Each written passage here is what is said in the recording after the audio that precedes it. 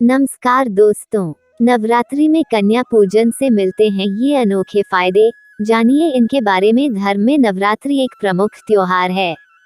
इसमें माता रानी के पूरे 9 रूपों की पूजा की जाती है। इन दिनों लोग पूरे 9 दिन के व्रत भी रखते हैं ताकि माता की कृपा सदा उन पर बनी रहे। नवरात्रि के व्रत को पूरा करने के लिए कन्या पूजन का विधान है।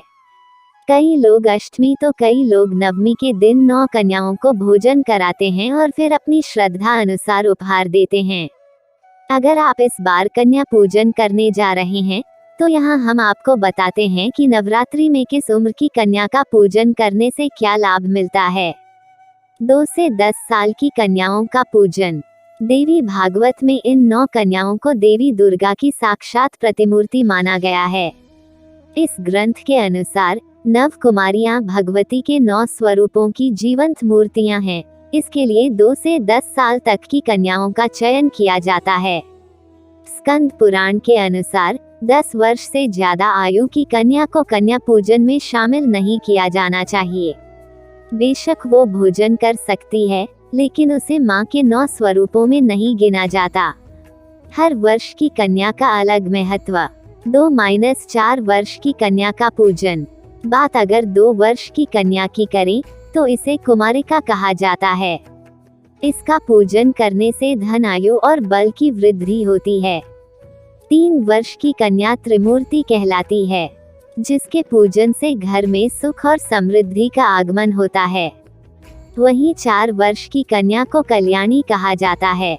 इसका पूजन करने से विवाह और अन्य कोई शुभ कार्य संपन्न होते हैं। 5-6 साल की कन्या का पूजन। जबकि 5 साल की कन्या को रोहिणी कहते हैं। इसकी पूजा करने पर स्वास्थ्य लाभ होता है। अगर घर में कोई बीमार है तो 5 वर्ष की कन्या को भोजन जरूर कराएं। व्यक्ति रोग मुक्त हो जाएगा। 6 वर्ष की कन्या कालिका कहलाती है। कालिका की पूजा से शत्रु का नाश होता है और राजयोग मिलता है। 7-10 साल की कन्या का पूजन। अगर आप 7 वर्ष की कन्या का पूजन करते हैं, विजय, धन, ऐश्वर्य सब कुछ प्राप्त होता है। वहीं अगर घर से दुख और दरिद्रता दूर करनी है तो 8 वर्ष की कन्या का पूजन करना चाहिए। 9 वर्ष की दुर्गा कहलाती है, जिसका पूजन करने से कठिन काम भी पूरे हो जाते हैं। 10 वर्ष की कन्या सुभद्रा का रूप है। इसके पूजन से व्यक्ति को मोक्ष की प्राप्ति होती है। धन्यवाद।